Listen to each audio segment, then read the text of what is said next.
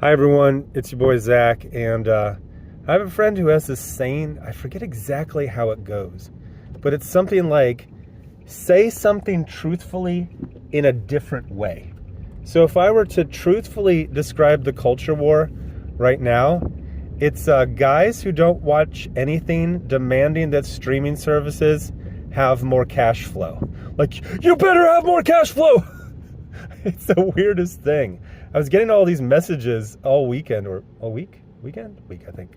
It's about, hey, did you hear about Demon Slayer? $20 million. Think about that. I was like, yeah, they don't pay those guys very much. It's like, no, that's not what I meant. It's like, yeah, they pay them slave wages. It's like, no, that's not what I meant. It's like, man, they don't pay those guys shit. But one of the funniest things is fans to accountants pipeline that has emerged in the latter days or end stage of the culture war, when there's really nothing much to complain about. The conservative freakout of the day yesterday was they demanded that Netflix cancel a show that they canceled 3 years ago. Okay? Are y'all right? You seem, one of the first lessons I learned when I was working a regular job, I was working at McDonald's. And it very quickly dawned on me that there were multiple reasons people went to McDonald's. And it wasn't just the food. One of them was, at the time, it was socially acceptable to just yell at and degrade fast food workers. And it happened every single day. And, you know, I understand it's frustrating when you say no cheese on your fish fillet and it comes with cheese. But the amount of anger does not match that mistake. We can remake you one in about 30 seconds. Oh, also, point of pride, Shake Machine always worked when I worked at McDonald's. And it was 2 different locations, so don't look at me. That Shake Machine, it's the deal with the Shake Machine is it has a lot of moving parts. And cleaning it, it's really a cleaning thing. They just don't want to clean it. That's the, what was that? I have an insider. Okay, I'm the insider in the fast food industry for 1991. And yeah, people just don't like cleaning the Shake Machine because all the stuff gets in all the nooks and crannies and it takes fucking forever. So you just lie and say it doesn't work. But supposedly the Attorney General here did an investigation into that. Because they lure you in with like the advertisements and it's just never working. But anyway, so the streaming services have raised their prices. At the behest, one would say, of YouTubers who keep demanding that they make more money. That's what I always hear. They're insolvent. They won't make any money. They're never going to make any money. They don't have enough cash flow. Well, they solved that problem. That was real easy. I'm forgetting which platform did it, but it happened last year where they raised the prices. Well, so they raised the prices and then they lost like 3% of their subscribers, but their revenue went up like 15%, so they don't give a fuck. But I gotta tell you, I remember like 2010 paying $100 fucking dollars for cable, for basic cable. And all I watched was LA Inc. And Clone Wars. That was it. And remember, what do we have to do? Adjust for inflation. So I don't know what that is in 2025 dollars, but I'm going to guess closer to 125 to 150 right now. And I did get the notices because, you know, I think it's like Disney, Hulu, and ESPN are bundled, but I don't watch ESPN. So it is up there. I think it's like $30 or something. Here's the deal. I watch Disney Plus pretty much every day for about an hour. That's a very good. And I just watched I just finished The Falcon and the Winter Soldier. And guess what? It was actually good. Yeah, there were 3 things wrong with it. In 6-hour-long episodes, there were 3 wrong things about it.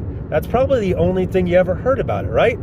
All you ever heard about was Falcon was denied a business loan because he's black. Do better, Senator. And the lead antagonist, I'll call her, was black, which apparently you just can't do. It's not allowed. But they did it, and it was a really good show. The writer for most of it was the creator of John Wick, and it was damn good. That's why when they're all crying about the same thing they say about everything, Splinter Cell is going to be woke. Well, it's the same guy, Derek Kolstad. And guess what? What platform is that going to be on? I don't know. So basically all of them have raised their prices. And at first I got a little bothered because I was like, didn't some of these raise their prices last year? I don't think you should be doing yearly raising of prices. But then I remembered that I'm a grown-ass man and $3 is not a lot. But like, the level of anger for the level of dollars is, honestly, if $3 is a lot to you, you don't need to worry about streaming services. You need to get another job.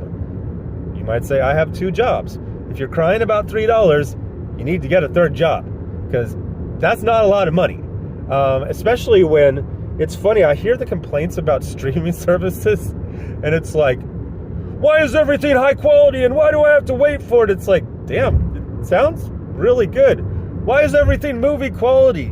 I'm sorry, let's go back to, go watch 1980s sitcoms. They look like school plays. Holy shit, watch Saturday Night Live, 70s, 80s, and 90s. It is below the quality of a school play. Everything is nice as fuck. We just finished up with Alien Earth. It was awesome. Yeah, but Zach, yeah, there was 3 cringe things in like 8 episodes. Shut the fuck up. God damn. I grew up in the 70s, 80s. Every goddamn sci-fi superhero show got nuked. 1 season, maybe not even an entire season. God damn, you were lucky to get a whole season. I am a little, like, I don't think Alien Earth was successful enough. It looks very expensive. Which I'm being told by shithead YouTubers, they need to bring their expenses down, and I say, why? They spent like $350 million on Superman. The next one, Superman teams up with Lex against supposedly Brainiac. That sounds fucking awesome. I hope they spend $500 million on that motherfucker, because I don't give a fuck. I want things to be really, really good. By the way, with that Demon Slayer, holy shit, man. That's a whole nother. The thing is, the funniest thing, all these people got angry because I said it looked babyish, and then all of their defenses of the show were worse than what I said. They're like, I don't know why you're saying it's babyish. Sure, the plot and the hero and the villain are complete cliches and standard for the genre. Sure, the humor is so bad that even fans find it cringe. And sure, most of the animation is just like flapping lips on stationary characters to save money. But the fight scenes, and then I watch some of the fight scenes, I go, the fight scenes are just 2D animation in a 3D environment, and the camera spins, which really accentuates the flatness of the 2D characters, and there's a bunch of particle effects. Like there will be a bunch of sparks or a bunch of like rose petals, and then they go, yeah. So you are insulting it more than I am. The other one is that they're like, it made $600 million. Hollywood is quaking in its boots. It's like, it made $100 million here. I'm pretty sure Craven made that much money, and it was what? A flop. Also, $600 million. That sounds about 400 million short of $1 billion, which I have been told is the metric of success. But yeah, anyway, it's a ridiculous situation where very angry men who are angry about other things, just as those Karens in 1991 were angry about whatever part of their life, and they took it out on us making, holy shit. I don't even, like, minimum wage in 1991 was like $4, something like that. It was ridiculous. My paychecks were nothing. And even adjusted for inflation, they were still nothing. Like, I couldn't buy shit with my freaking paycheck. But yeah, the streaming services are amazing. You're probably going to spend about $50 less per month, adjusted for inflation, over basic cable of back in the day. You are going to get movie quality television shows. You are going to have so many damn options that if you were unemployed but somehow didn't have to worry about money, but also somehow worrying about $3, you would never catch up just on like sci-fi. I was talking to a friend about that Foundation, is it a series? And I was like, hey man, is there just like a short version, just like a TV movie of it? He's like, no, it's not that type of franchise. The whole point about Foundation is that a million things are happening. You can't squeeze that into a 2-hour movie. It's like, He's like, just commit to it. It's like, what the fuck? I have to commit to 20 episodes? That was the other defense of like Demon Slayer. They're like, you just gotta wait until the second season. It's like, motherfucker. Those anime have like 50 goddamn episodes per season, and half of the screen time is power-ups. Just powering up. Fuck that shit. Also, it does look babyish. Cry about it. But yeah, streaming services are fucking amazing. It is the best deal out there. And but they are listening to YouTubers, and they raised their rates because they need to make more money. This was the complaint, right? About Hollywood, that they were spending too much and they weren't making enough from people who don't work at the studios and don't have stock in the studios. We're very deeply concerned about the Q3 deliverables. God, I was watching one, like the amount of deeply personal feuds these people have with executives, not even like just the CEOs. Like, oh, I'm really angry at Robert McMillan. Oh, who's that? You don't know Robert McMillan? He's the senior vice president of global marketing at Paramount. It's like, how angry are you at everything that you can look for and maintain so many different feuds that are completely one-sided? Also, your next fish fillet will not be made correctly. Ooh, I'm so angry. But yeah, anyway, things are fucking awesome. People who are angry about other shit are going to stir the pot and try to make you angry, scare you away from things. I got scared away from the Falcon and the Winter Soldier for years because I was told it was wokety woke, the worst thing ever. Oh my gosh, so bad. And like it had like literally, if you add up all the bad stuff, it's like 2 minutes out of 6 episodes that are each like almost an hour long. I'm about to watch Ahsoka. Woke. Yeah, there's like 3 things wrong with Ahsoka. Yeah. One of the strangest things about the human mind is you can create a pattern out of 3 separate occurrences, and you don't even have to narrow it down. It can be like 3 things on Earth in the last 5 years. That's a pattern. Wokety woke. I don't know. That seems like 3. It feels like that's a really, really low failure rate. And just everything is just kind of good.